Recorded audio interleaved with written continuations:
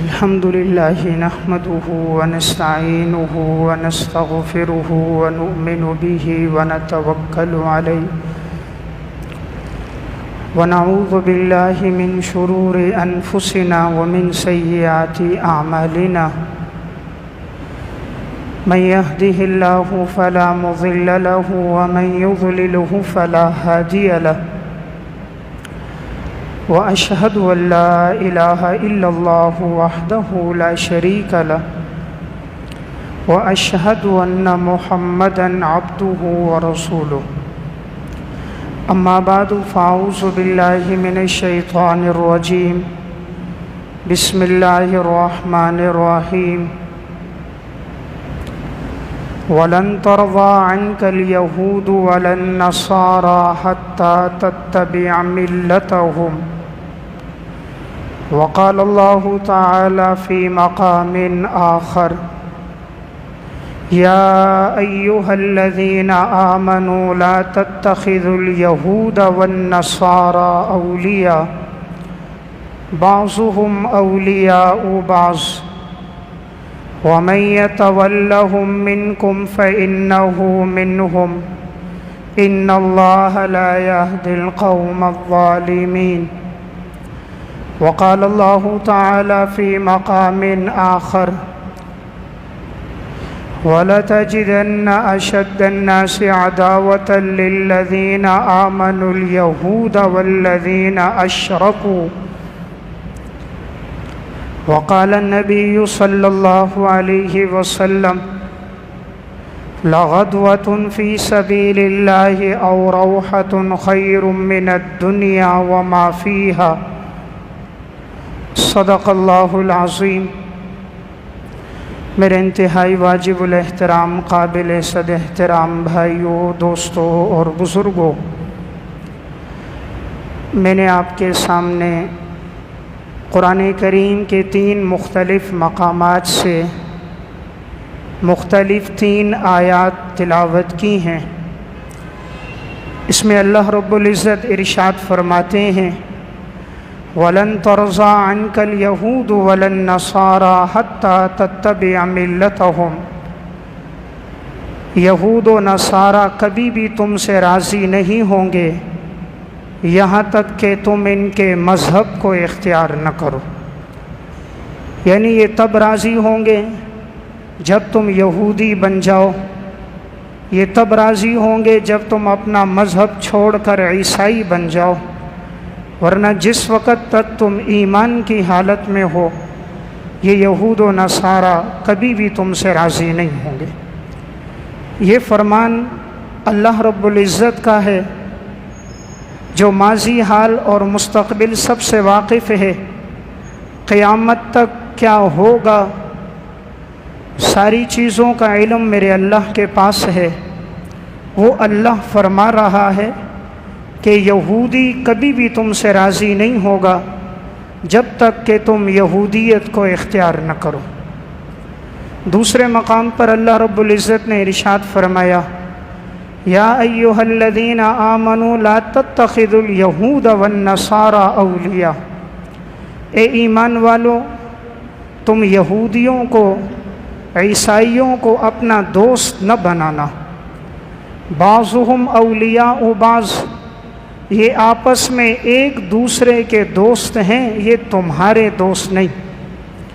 وَمَن يَتَوَلَّهُم مِّنكُمْ فَإِنَّهُ مِنْهُمْ، تم میں سے جو بھی ان سے دوستی رکھے گا وہ انہی میں شمار ہوگا۔ یعنی جو کسی یہودی سے دوستی رکھے تو وہ یہودیوں میں شمار ہوگا، جو عیسائیوں میں کسی سے محبت رکھے تو اللہ فرماتا ہے اس کا شمار انہی میں ہوگا، اور اللہ ظالم قوم کی رہنمائی نہیں کرتا۔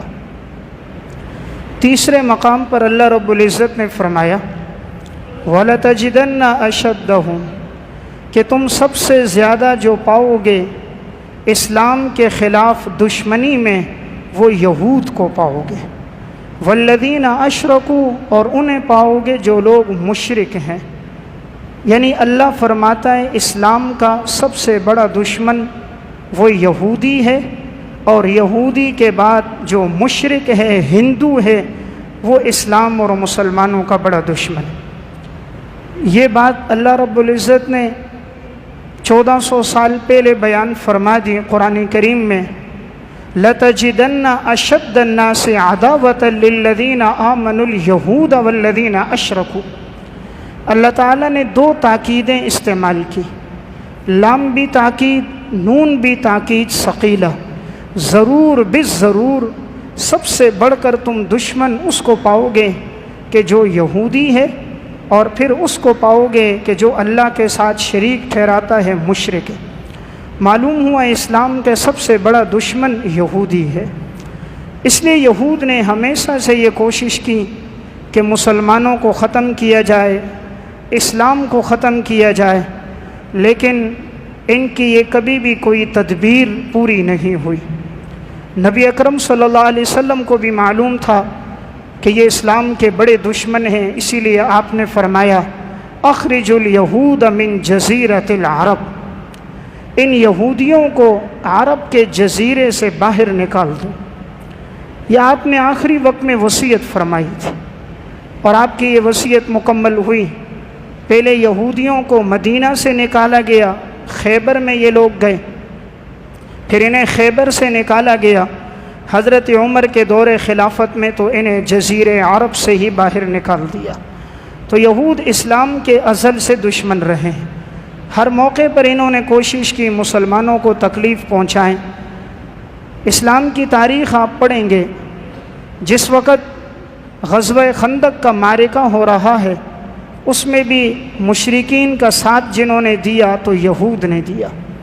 اسلام کو جب بھی نقصان پہنچانے کی کوشش کی گئی، سب سے بڑھ چڑھ کر جو آگے نظر آئے وہ یہود سب سے آگے نظر آئے۔ اس لیے اسلام نے ہمیں حکم یہ دیا کہ ان کے ساتھ دوستی بھی نہ رکھو اور ان سے محبت بھی نہ رکھو، تمہاری دوستی اور محبت صرف ایمان والوں سے ہونی چاہیے۔ اللہ تعالیٰ نے مسلمان کو بڑی ایمان کی طاقت عطا فرمائی، ایمان کی قوت بڑی قوت ہے۔ آج آپ دیکھیں جتنی بھی انسانی حقوق کی تنظیمیں ہیں، اگر ایک کتا مر جائے، ایک جانور مر جائے، تو یہ ساری تنظیمیں واویلا کرتی ہیں، سب کھڑی ہو جاتی ہیں، فلاں جگہ کتا بھوک سے مرا، فلاں جانور کو مارا گیا۔ ایک آدمی ان کا مارا جائے، امریکہ سے لے کر یورپ تک، فرانس سے لے کر اٹلی تک، یہود و نصارہ کا چھوٹے سے لے کر بڑے تک، ہر ایک میڈیا پر آ کر یہ کہتا نظر آتا ہے ہمارا فلاں آدمی مارا گیا۔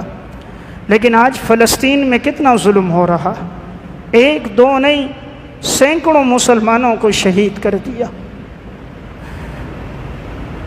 بچوں کی لاشیں پہچاننے میں نہیں آ رہی، کتنی مائیں بیوہ ہو گئیں، کتنی عورتوں کے خاوندوں کو شہید کر دیا گیا، کتنے ماؤں نے اپنے نوجوانوں کے جنازے اپنے کندھوں پہ اٹھا دیے، کتنی ماؤں کے سامنے ان کے بیٹے ان کے دنیا سے چل بسے، کتنی ہی مائیں ایسی کہ ایک دو نہیں، ان کے خاندان اجڑ گئے، ان کی جائیدادیں تباہ کر دی، ان کے مکانات پہ گولہ باری کر دی، ان کے سامانوں کو آگ لگا دی گئی۔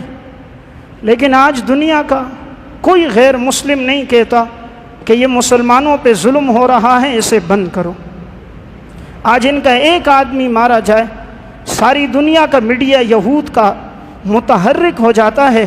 لیکن آج اتنا بڑا ظلم، اور مسلمانوں کا سب سے مقدس مہینہ رمضان المبارک کا مہینہ، اور اس مہینے کا سب سے مقدس عشرہ، آخری عشرہ، اس آخری عشرے کی سب سے مقدس راتیں طاق راتیں، ان طاق راتوں میں سب سے مقدس رات 27ویں کی رات، کہ ایک مسلمان عبادت کے لیے گیا ہے، جو میں تمہیں تکلیف نہیں دے رہا، تمہارے خلاف ہتھیار نہیں اٹھا رہا، ان بے کسوں پر گولہ باری کرنا، سینکڑوں کو زخمی کر دینا، مسلمانوں کی مقدس مسجد اقصیٰ کو نشانہ بنانا، یہ وہ مسجد ہے جس کا ذکر قرآن کرتا ہے۔ سبحان الذی اسریٰ بعبدہ لیلا من المسجد الحرام الی المسجد الاقصیٰ، پاک ہے وہ ذات کہ جو اپنے بندے کو لے کر گئی مسجد حرام سے مسجد اقصیٰ تک۔ جس مسجد کا ذکر اللہ نے اپنے قرآن میں کیا، جس مسجد کے بارے میں امام الانبیاء جناب رسول اللہ صلی اللہ علیہ وسلم نے فرمایا کہ بیت اللہ میں نماز پڑھنے کا ثواب 1,00,000 نمازوں کا ثواب، مسجد نبوی کے میں نماز کا ثواب 50,000 نمازوں کے برابر، اور مسجد اقصیٰ میں نماز کا ثواب 25,000 نمازوں کے برابر۔ یہی وہ مسجد جہاں پر حضور نے تمام انبیاء علیہ السلام کو امامت کروائی، اسی لیے آپ کو امام الانبیاء کہا جاتا ہے۔ یہی وہ مسجد جسے حضرت سلیمان علیہ السلام نے اپنے دور میں جنات سے تعمیر کروایا۔ انبیاء علیہ السلام 20 یہاں آئے، انبیاء علیہ السلام کی ہجرتیں اس مقدس جگہ کی طرف ہوئی، تو ان کا نشانہ بنانا اس مقدس مسجد کو ہے، نشانہ بنانا اسلام اور مسلمانوں کو ہے، لیکن قابل آفرین ہے یہ فلسطین کے لوگ کہ جن کے پاس پتھر ہیں اور وہ مقابلہ کر رہے ہیں گولوں سے، جن کے ہاتھوں میں غلیلے ہیں وہ مقابلہ کر رہے ہیں لڑاکا طیاروں سے، جن کے ہاتھوں میں مختلف اینٹ ہیں اور وہ لڑ رہے ہیں اس کے ساتھ کہ جس کے اندر ساری دنیا کا غرور اور تکبر موجود ہے، جو یہ سمجھتا تھا میں انہیں خاک میں ملا دوں گا، لیکن آج اس کی یہ بات پوری نہ ہوئی۔ اللہ کی طرف سے آزمائش تو آتی ہے لیکن غلبہ اسلام کا ہوتا ہے۔ ابتدا میں کفر بظاہر ابھرتا نظر آتا ہے لیکن غالب مسلمان ہوتے ہیں۔ یہ قرآن کا وعدہ هو الذی ارسل رسولہ بالہدی ودین الحق لیظہرہ علی الدین کلہ، اللہ اس دین کو سارے ادیان پہ غالب کرے گا، یہ مذہب سارے مذہب پہ غالب ہوگا، اور یہ مسلمان بھی سارے مسلمانوں پر غالب ہوں گے۔ لیکن ایمان ہے، جرت ہے ان لوگوں کی، گولیاں چل رہی ہیں وہ نماز پڑھ رہے ہیں، گولے برس رہے ہیں لیکن کسی نے اپنی نماز نہیں توڑی۔ آج ایک پٹاخہ پھٹ جائے ہم مسجد سے بھاگتے نظر آئیں گے، ان کے سامنے گولے برستے، جنازے کندھوں پر انہوں نے اٹھائے لیکن کس نے اپنی نماز کو نہیں توڑا۔ کیا ایمان ہے ان لوگوں کا کہ انہوں نے آخری عشرے میں اعتکاف بھی کیا، اعتکاف کی حالت میں ان کی تصویریں موجود، کسی کے پاؤں میں بوٹ لگے ہوئے ہیں کہ اگر اچانک حملہ کریں گے، ہاتھوں میں پتھر ہیں وہ لیٹے ہیں دفاع کریں گے، نماز پڑھ رہے ہیں ہاتھوں میں پتھر ہیں، اگر وہ مقابلہ کریں گے تو دفاع کریں گے۔ کیا ایمان اللہ نے ان لوگوں کو دیا۔ انہوں نے صحابہ اکرام کی یاد تازہ کر دی۔ صحابہ اکرام میں جو جذبہ تھا، عرب کے اندر آج بھی بعض خاندانوں میں اللہ نے وہ جذبہ رکھا، ان کی ایمانی حرارت وہی ہے جو حضرات صحابہ کی تھی۔ حضرت انس بن مالک رضی اللہ تعالیٰ عنہ فرماتے ہیں میرے چچا تھے انس بن نضر رضی اللہ تعالیٰ عنہ، غزوہ بدر میں شرکت نہ کر سکے۔ انہوں نے کہا تھا اگر اللہ نے مجھے موقع دیا غزوہ احد میں شرکت کرنے کا تو انشاءاللہ میرا اللہ بھی دیکھے گا، آپ صلی اللہ علیہ وسلم بھی دیکھیں گے، مسلمان بھی دیکھیں گے میں کتنا جواں مردی اور شجاعت کے ساتھ لڑوں گا۔ پھر وہی ہوا، انس بن نضر آگے بڑھے ہیں اور آگے بڑھتے ہی گئے احد کے معرکے میں کفار کو اس طرح مارتے تھے جس طرح گاجر مولی کو انسان کاٹتا ہے، انس بن نضر کی تلوار سے اس طرح وہ کٹتے نظر آتے تھے، اور آگے بڑھتے گئے آخر ان کی جب شہادت ہو گئی، پہچانا نہیں جا رہا تھا کہ یہ کون ہے۔ جسم پر 80 سے زائد تلوار کے نیزے کے وار ہوئے تھے، سارا جسم چھلنی ہو گیا تھا، لاش سے پتہ نہیں چل رہا تھا یہ کس کی لاش ہے۔ انس بن نضر کی بہن نے آ کر انگلیوں کے پوروں سے پہچانا کہ یہ میرے بھائی کی لاش ہے۔ یہ وہ لوگ تھے جنہوں نے قربانیاں دی، تلوار نیزے کے 80 سے زائد زخم کا اگر اللہ نے موقع دیا تو انشاءاللہ مسلمان بھی دیکھیں گے کہ انس بن نضر کس طرح آگے بڑھ کے لڑتا ہے۔ یہی حضرت انس بن مالک فرماتے ہیں ان کے ماموں تھے حضرت حرام رضی اللہ تعالیٰ عنہ۔ صحابہ اکرام کی ایک مختصر جماعت تھی، یہ لوگ نکلے تھے اس لیے کہ تاکہ ان کو دین کی تعلیم دیں، قرہ کی جماعت تھی، انہی جماعت میں یہ ایک صحابی بھی موجود تھے۔ کفار نے عہد شکنی کر دی، انہوں نے اپنے آدمیوں کو پہاڑوں پر بٹھا دیا، مسلمان جیسے آئے ان کے پاس تو اسلحہ نہیں تھا، وہ لڑنے کی نیت سے نہیں آئے تھے، وہ تو تعلیم کی نیت سے آئے تھے، انہوں نے ان پر تیر برسانا اوپر سے شروع کر دیے۔ حضرت انس کے ماموں حضرت حرام جب دیکھا انہوں نے آگے بڑھنے لگ گئے، آگے بڑھتے گئے اور ایک جملہ کہا فزت ورب الکعبہ. جب تیر آ کر ان کے جسم میں لگا، خون جسم سے بہنے لگ گیا، موت اپنے سامنے نظر آئی، شہادت کا آخری وقت تھا، تو یہ جملہ کہا فزت ورب الکعبہ، رب کعبہ کی قسم میں کامیاب ہو گیا، رب کعبہ کی قسم میں کامیاب ہو گیا کہ میں نے اسلام کے لیے جان دے دی. جو اپنے مرنے کو کامیابی سمجھتے ہوں انہیں بھی کوئی شکست دے سکتا، جو موت کے لیے خود آگے بڑھتے ہوں انہیں بھی کوئی پیچھے ہٹا سکتا ہے. اسلام کی تاریخ گواہ ہے، میدان کی جنگ میں کوئی مسلمان کو شکست نہیں دے سکتا. آج بھی اگر ایک یہودی آمنے سامنے آ کر لڑے، ایک عیسائی آمنے سامنے آئے، ایک ہندو آمنے سامنے آئے، وہ مسلمان کو شکست نہیں دے سکتا.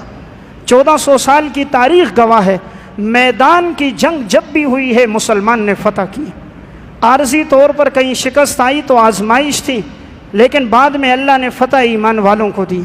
اس لیے کہ مسلمان لڑتا ہے شہادت کے لیے. جو موت کے لیے لڑیں بھلا اسے بھی کوئی شکست دے گا؟ وہ تو موت سے بھاگتے ہیں، وہ تو تنخواہ کے لیے لڑتے ہیں، پیسے کے لیے لڑتے ہیں. مسلمان جہاد میں اپنی جان قربان کرنے کے لیے لڑ رہا ہے. اسے معلوم ہے لوٹ کر آیا تو غازی، اور اگر مارا گیا تو شہادت، اور ہر 2 درجوں میں اللہ کے ہاں میرا مقام. کہ خود قرآن جس کے بارے میں کہ وَلَا تَقُولُوا لِمَنْ يُقْتَلُ فِي سَبِيلِ اللَّهِ أَمْوَاتٌ بَلْ أَحْيَاءٌ وَلَٰكِن لَا تَشْعُرُونَ. تم انہیں مردہ نہ کہو جو اللہ کے راستے میں مارے گئے، وہ تو زندہ ہیں لیکن تمہیں ان کی حیات کا شعور کوئی نہیں. تو شہادت تو اتنا بڑا درجہ ہے کہ آپ صلی اللہ علیہ وسلم خود تمنا کر رہے ہیں لَوَدِدتُّ أَنِّي أُقْتَلُ فِي سَبِيلِ اللَّهِ ثُمَّ أُحْيَا ثُمَّ أُقْتَلُ ثُمَّ أُحْيَا ثُمَّ أُقْتَلُ ثُمَّ أُحْيَا ثُمَّ أُقْتَلُ. میں چاہتا ہوں اللہ کے راستے میں مارا جاؤں، پھر زندہ کیا جاؤں، پھر شہید کیا جاؤں، پھر زندہ کیا جاؤں، پھر قتل کیا جاؤں، پھر زندہ کیا جاؤں. یعنی امام الانبیاء جس کی تمنا کر کے چلے گئے تو یہ کتنا بڑا درجہ ہے. تو شہادت ایک بہت بڑا مقام ہے. جن فلسطینیوں کی جانیں گئی بھی ہیں تو اللہ کے ہاں وہ شہید ہیں، اور شہید کا تو وہ اعزاز ہے کہ جناب رسول اللہ صلی اللہ علیہ وسلم نے فرمایا شہید کے خون کا پہلا قطرہ زمین پہ گرتا ہے اللہ اس کے سارے گناہ معاف کر دیتا ہے، اللہ تعالیٰ اسے عذاب قبر سے محفوظ رکھتا ہے. آپ نے فرمایا 72 حوروں سے اللہ اس کا نکاح کرائے گا. قیامت کے دن 70 آدمیوں کی شفاعت شہید کرے گا. کتنا بڑا درجہ اللہ نے شہید کو عطا فرمایا ہے کہ جو اسلام کے لیے اپنی قربانی دے رہا ہوتا. صحیح مسلم کی روایت ہے، حضرت عمیر بن حمام رضی اللہ تعالیٰ عنہ، آپ صلی اللہ علیہ وسلم نے فرمایا بڑھو جنت کی طرف جس کی چوڑائی آسمان اور زمین سے زیادہ ہے. یہ صحابی کھجوریں کھا رہے تھے. جب حضور سے یہ جملہ سنا کہ آگے پڑھو، جہاد کے لیے آگے پڑھو، اس جنت کی طرف جاؤ عرضها السماوات والارض، جو آسمان اور زمین سے زیادہ وسیع ہیں، تو انہوں نے جو کھجوریں کھا رہی تھی اس کو وہیں پھینکا کہ اگر کھجوریں کھاؤں گا تو زیادہ وقت لگ جائے گا، عمر زیادہ گزر جائے گی. آگے بڑھے اور شہید ہو گئے. ایسا ان لوگوں کو اللہ اور اللہ کے رسول کے وعدوں پر ایمان ہوتا تھا. حضرت ابو دجانہ رضی اللہ تعالیٰ عنہ یہ صحابی رسول ہیں. جس وقت معرکہ ہو رہا تھا مسلمان باہر تھے اور رومی سارے ایک قلعے میں آ گئے، اور انہوں نے قلعے کے سارے دروازے بند کر دیے، اور اوپر سے اب نیزوں کے ذریعے، اوپر سے ہتھیاروں کے ذریعے حملہ شروع کر دیا. چونکہ مسلمان نیچے تھے، یہ لوگ قلعے میں تھے. مسلمان اگر تیر مارتے بھی تو قلعے کی بڑی مضبوط دیواریں تھیں تو تیر پار نہیں ہو سکتا تھا. یہ لوگ اوپر سے چڑھ کر قلعے کی دیوار سے تیر مارتے نیچے ہو جاتے، تیر مارتے نیچے ہو جاتے. اب مسلمان نیچے تھے، یہ اوپر تھے، چاروں طرف سے قلعے کے اندر بند تھے. مقابلہ کیسے کیا جائے؟ باہر تو آتے نہیں. ہمیشہ کفر جب بھی ہے وہ سامنے آ کر نہیں لڑتا. میدان کی جنگ کبھی بھی کافر نہیں لڑتا. اسے معلوم ہے میدان کی جنگ میں مجھے شکست ہوگی، اس لیے کافر ہمیشہ جب بھی لڑے گا وہ باہر شہر میں رہ کر ہتھیاروں سے لڑے گا، قلعوں میں محصور ہو کر لڑے گا. حضرت ابو دجانہ صحابی تھے. انہوں نے کہا بھئی ایسا کرو، ایک جھولا سا بنایا گیا چمڑے کا، اس جھولے میں مجھے ڈالو، چند آدمی یہاں سے اسے پکڑیں، چند وہاں سے، تم اس جھولے کو ہلاؤ اور زور سے پھینکو تو میں قلعے کے اوپر دیوار تک پہنچ جاؤں گا، تو میں قلعے کا دروازہ کھول دوں گا انشاءاللہ، پھر تم سب اندر داخل ہوں گے، ان کا قتل عام شروع کر دیں گے. صحابہ اکرام نے روکا، تم اکیلے آدمی ہو اور یہ ہزاروں آدمی قلعے میں موجود ہیں، تم اکیلے کیسے مقابلہ کرو گے؟ کہا میرے ساتھ میرا اللہ موجود ہے، حسبنا اللہ و نعم الوکیل، اللہ ہمارے لیے کافی ہے، وہ بہترین کارساز ہے۔ اس لیے مسلمان ہتھیار پر نہیں، رب کی ذات پہ بھروسہ کرتا ہے۔ اس لیے آج جب بھی فلسطینیوں میں وہ کوئی گولہ مارتے ہیں تو کہتے ہیں نعرہ تکبیر اللہ اکبر۔ مسلمان کی زبان پر اللہ اکبر ہوتا ہے، مسلمان کی زبان پر لا الہ الا اللہ ہوتا ہے۔ اسے معلوم ہے سب سے بڑی ایٹمی طاقت اللہ کی طاقت ہے، اسے معلوم ہے سب سے بڑی ایٹمی طاقت میرے رب کی طاقت ہے۔ حضرت ابو دجانہ نے کہا تم مجھے پھینکو، اللہ کی مدد میرے ساتھ ہوگی۔ حضرت ابو دجانہ کو چمڑے کا جھولا بنایا گیا، اس طرف بھی صحابہ موجود ہیں، اس طرف بھی انہوں نے جھولے کو حرکت دی، پھر پوری قوت کے ساتھ ابو دجانہ کو جو پھینکا تو یہ قلعے کی دیوار کے اوپر پہنچ گئے۔ اب قلعے کی دیوار سے نیچے تک کا جگہ بہت زیادہ تھی، دیوار بہت بڑی دیوار تھی، ابو دجانہ کا پاؤں زخمی بھی ہو گیا تھا۔ انہوں نے قلعے کی دیوار سے جب نیچے چھلانگ لگائی، پاؤں کی ہڈی ٹوٹ گئی۔ قلعے کی دیوار بہت اونچی تھی، پاؤں کی ہڈی ٹوٹ گئی۔ ٹوٹے ہوئے پاؤں کے ساتھ دونوں ہاتھوں میں تلوار لی ہے، ہزاروں رومیوں سے لڑ رہے ہیں۔ کوئی ادھر سے وار کرتا ہے یہ آگے بڑھتے ہیں، وہ ادھر سے وار کرتا ہے، ابو دجانہ آگے بڑھتے ہیں، آگے بڑھتے گئے، مارتے گئے، قتل کرتے گئے۔ کہتے ہیں میری ہمت کمزور ہو رہی تھی لیکن میرے سامنے جنت تھی کہ میں نے دروازہ کھولنا ہے۔ کہا میں اپنے پاؤں کو گھسیٹتا آگے بڑھا اور میں نے قلعے کا دروازہ آخر کھول دیا۔ دروازہ کھولنا تھا، صحابہ اکرام کی جماعت اندر داخل ہو گئی۔ جب وہ داخل ہوئی تو رومیوں کو قتل کیا اور اللہ نے مسلمانوں کو فتح دی تھی۔ یعنی ایمان کی کتنی طاقت ہے، ایک صحابی ہے، ہزاروں رومی موجود ہیں، ابو دجانہ اکیلے گئے ہیں، دونوں ہاتھوں میں لڑ رہے ہیں، پاؤں بھی ٹوٹ گیا ہے لیکن ایمان کی حرارت موجود ہے۔ تو جس قوم میں ایمان ہوتا ہے اسے کوئی شکست نہیں دے سکتے۔ اللہ کی طرف سے آزمائش تو آتی ہے، یہ آزمائش ہے، انشاءاللہ اللہ کی مدد آئے گی۔ عسیٰ ان تکرہوا شیئا وہو خیر لکم وعسیٰ ان تحبوا شیئا وہو شر لکم۔ تم کسی چیز کو شر سمجھتے ہو وہ اللہ کے ہاں خیر ہوتی ہے، تم کسی کو خیر سمجھتے ہو وہ اللہ کے ہاں شر ہوتی ہے۔ اللہ شر سے خیر کو نکال دیتا ہے، اللہ مردے سے زندے کو پیدا کرتا ہے، اللہ کی طاقت بھی سامنے آتی ہے، یہاں اللہ کی قوت بھی سامنے آئی اور انشاءاللہ آگے بھی آئے گی۔ اور یہ امت کو بھی پتہ چلا، ساری انسانیت کو بھی پتہ چلا کہ سب سے بڑا دشمن اگر ہے تو وہ یہود اور اسرائیل ہے۔ وہ مسلمانوں کا پہلے بھی دشمن رہا، آج بھی دشمن رہا، کئی میلوں دور ہو کر وہاں سے گولہ باری کر رہا ہے، اس کی مجال نہیں کوئی اندر آ کر لڑ سکے۔ ان کے پاس صرف پتھر ہیں، پتھر لے کر جا رہے ہیں، 7 8 یہ یہودی ہوتے ہیں، اسرائیل کے مقابلہ نہیں کر سکتے۔ ایک نوجوان پتھر لے کر جاتا ہے، وہ پیچھے بھاگتے ہوئے نظر آتا ہے۔ یہ گانا سننے والے اور وہ مجاہد خدا کا قرآن سننے والا، یہ شراب پینے والے، وہ حلال پہ زندگی گزارنے والا، جن کی راتیں انٹرنیٹ کیبل بے حیائی میں گزرے، اور جس مسلمان کی رات خدا کے سامنے سجدے میں گزرے، جس کی پیشانی پہ اللہ کا نور اور جن کے چہروں پر گناہوں کی ظلمت، جن کی زندگی زنا میں گزرے، اور جہاں مسلمان کی زندگی عفت اور پاک دامنی میں گزرے، جو موت سے بھاگنے والے اور جو مسلمان موت کے لیے جان دینے والا، جو پیسے کے لیے لڑنے والا، جو اللہ کی رضا کے لیے جان قربان کرنے والا، بھلا ان کا مقابلہ کہاں ہو سکتا ہے؟ اس لیے اسلام کی تاریخ گواہ ہے۔ خالد بن ولید لشکر لے کر گئے، 30 آدمیوں نے 30,000 کا مقابلہ کیا، اللہ نے مسلمانوں کو فتح عطا فرمائی، اللہ نے مسلمانوں کو فتح دی۔ ساری زندگی خالد بن ولید جہاد میں گزار گئے، جسم میں کوئی حصہ ایسا نہیں تھا جہاں خالد بن ولید کو زخم نہ لگا ہو، سارا جسم زخمی تھا، کہیں تلوار کے زخم، کہیں نیزے کے زخم، کہیں تیروں کے زخم۔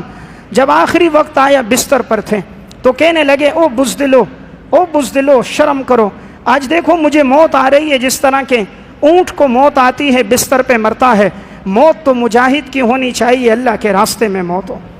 حضرت خالد بن ولید شہید تو نہ ہوئے، اس میں بھی اللہ کی حکمت تھی۔ حکمت یہ تھی کہ آپ صلی اللہ علیہ وسلم نے چونکہ فرمایا تھا کہ خالد سیف من سیوف اللہ، خالد تو اللہ کی تلواروں میں سے ایک تلوار ہے، تو اللہ کی تلوار تو ٹوٹ نہیں سکتی تھی، اس لیے خالد شہید تو نہیں ہوئے، لیکن 100 سے زیادہ جنگوں میں شرکت کر کے اسلام کا جھنڈا لہرا کر بتا دیا اصل جان وہی ہے جو انسان اللہ کے راستے میں دیتا ہے۔ تو میں عرض کر رہا تھا مسلمانوں کی تاریخ گواہ ہے، مسلمان جب بھی آگے بڑھا ہے اللہ نے اس کو فتح دی ہے۔ آج یہ ظالم چند اکٹھے ہو کر اس سے پہلے بھی آئے، آپ دیکھ رہے ہیں 17 سال پہلے امریکہ 47 ممالک کی فوج لے کر افغانستان میں آیا تھا. دنیا کا سارا اسلحہ ان کے پاس موجود تھا، ساری دنیا کی ٹیکنالوجی ان کے پاس موجود تھی، لڑاکا طیارے ان کے پاس موجود تھے، F-16 کے طیارے موجود تھے، ہر قسم کے جدید ہتھیار تھے. طالبان کے پاس کیا تھی؟ کسی کے پاس غلیلیں، کسی کے پاس بندوق، اس سے زیادہ ہتھیار کوئی نہیں. لیکن 17 سال کی طویل جنگ کے بعد آج امریکہ کا غرور خاک میں ملا، آج اسی نے گھٹنے ٹیکے، آج وہی افغانستان سے بھاگتا ہوا گیا. اسلام کا وعدہ سچا ہے، غالب مسلمان ہوتا ہے، غلبہ اللہ اسلام کو دیتا ہے. کفر کی اتنی بڑی طاقت ساری طاقتوں کے ساتھ آئے، ساری دنیا کے کفر اکٹھا ہو کر آیا. ہم افغانستان سے مسلمانوں کو ختم کریں گے. الحمدللہ وہ طالبان پہلے بھی تھے، آج بھی ہیں، آئندہ بھی ہوں گے.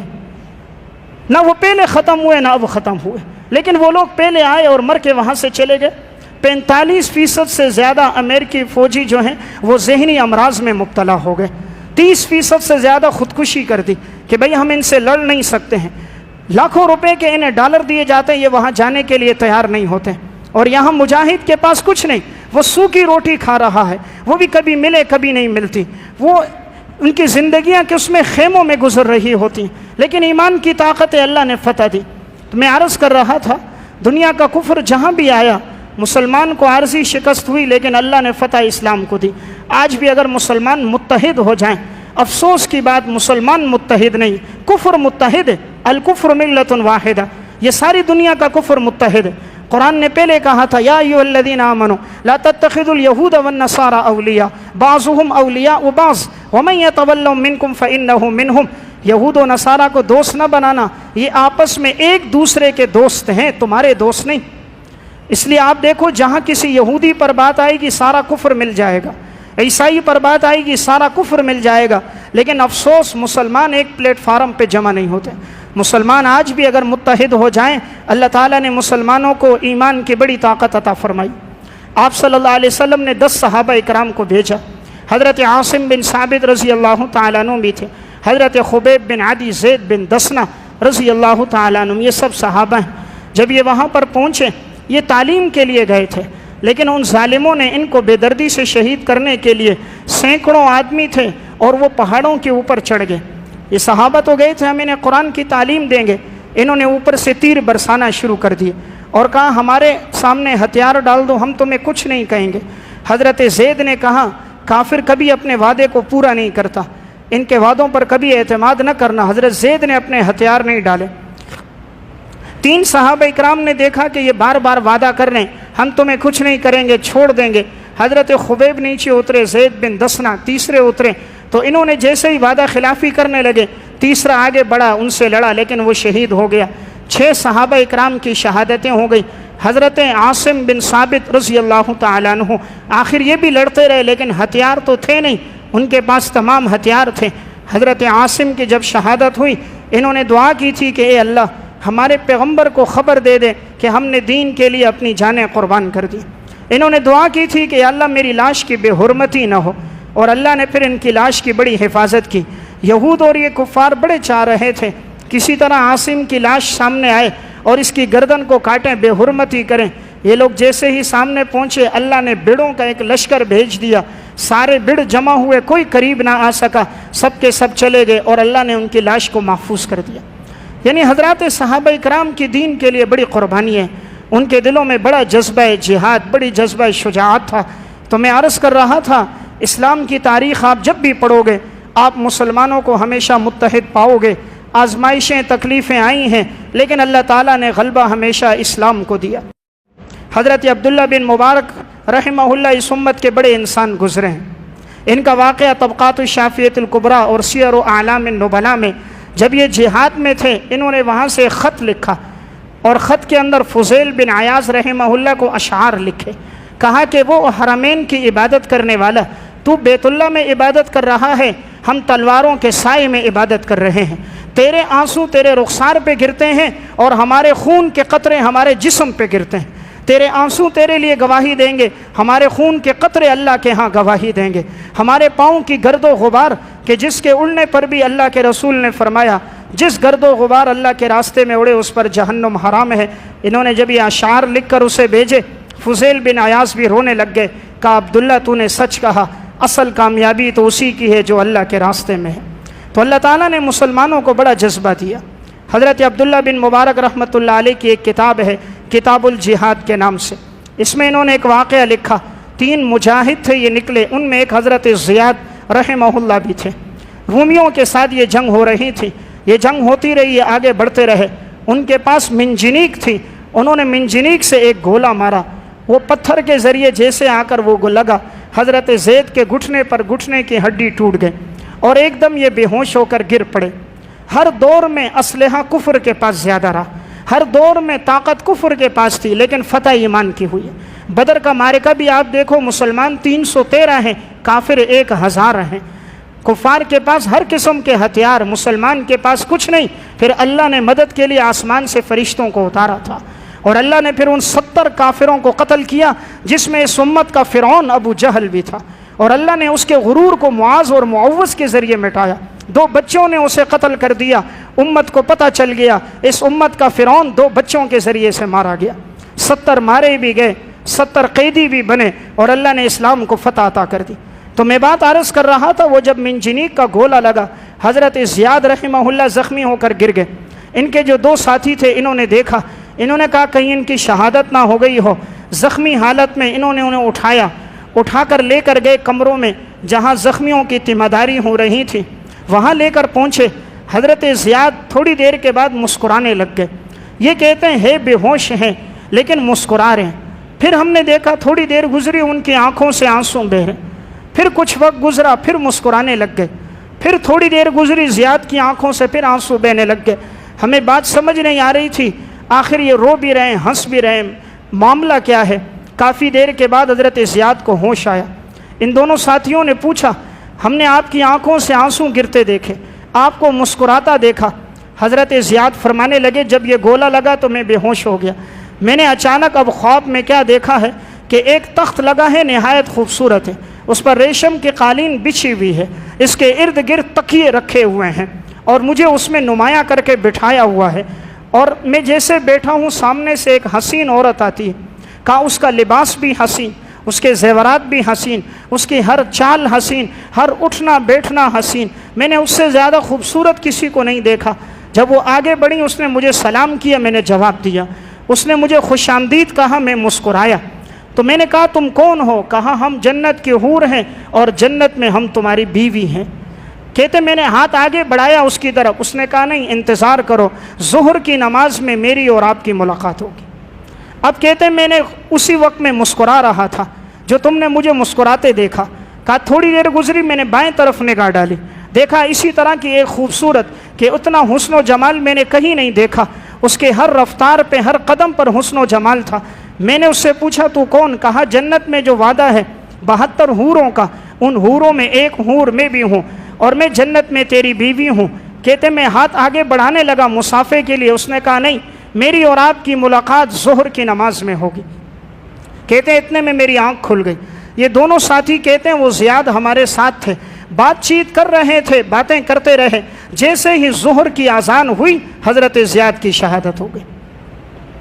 اللہ نے دنیا میں دکھا دیا، جان جو اللہ کے لیے دیتا، اللہ تو بڑا قدردان ہے۔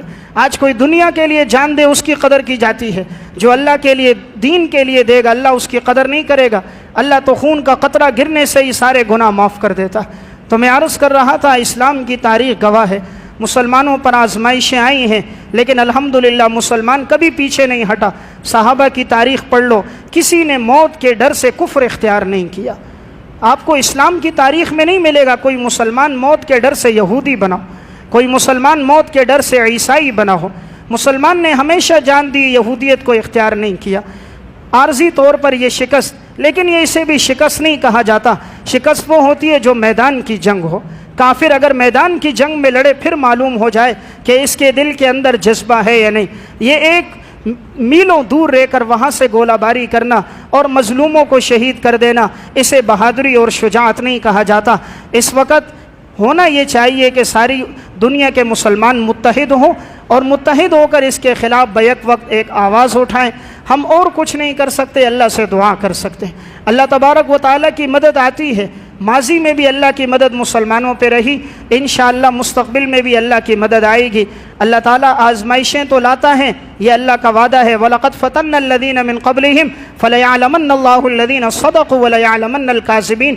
ہم آزماتے ہیں تم میں سچے لوگ کون ہیں اور تم میں جھوٹے لوگ کون ہیں۔ یہ اللہ کی آزمائش پہلے بھی رہی ہے، الذی خلق الموت والحیات لیبلوکم ایکم احسن عملا۔ ہم نے موت اور حیات کو پیدا کیا، ہم دیکھنا یہ چاہتے ہیں تم میں خوبصورت عمل کر کے کون آتا ہے۔ اللہ نے موت کو پہلے بیان کیا ہے، حیات کو بعد میں بیان کیا۔ معلوم ہوا مسلمان کے لیے اصل موت ہے۔